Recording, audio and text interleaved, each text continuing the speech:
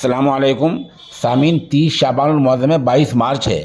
خبر کا عنوان ہے گجرات کے 3 طلبہ شہید، انا للہ و انا الیہ راجعون۔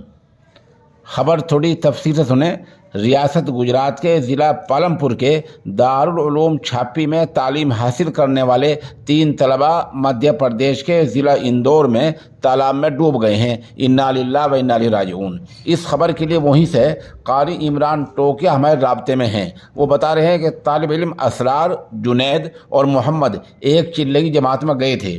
مقامی ساتھی ان کو ایک جگہ سے دوسری جگہ لے جانے لگے۔ راستے میں ایک تالاب تھا۔ یہ مقامی ساتھی کہنے لگا، میں تالاب میں نہا لیتا ہوں، پھر چلتے ہیں۔ وہ تالاب میں نہانے لگا تو اچانک وہ ڈوبنے لگا۔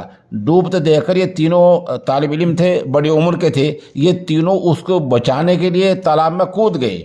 یہ تینوں اس کو بچاتے بچاتے ڈوب گئے۔ ان میں اسرار اور جنید ضلع پالم-پور کے گاؤں ٹوکیا کے رہنے والے تھے۔ ان کی عمر 21 اور 22 سال تھی، جبکہ محمد ضلع پٹن کے گاؤں امراپور کے تھے۔ یہ حادثہ مدھیہ پردیش کے ضلع اندور کی تحصیل مناور کے گاؤں مرزا پور میں ہوا ہے۔ یہ طلبہ ایک چلے کی جماعت میں تھے۔ ان میں 2 طلبہ مشکات شریف کے تھے اور ایک دورہ حدیث شریف کا تھا۔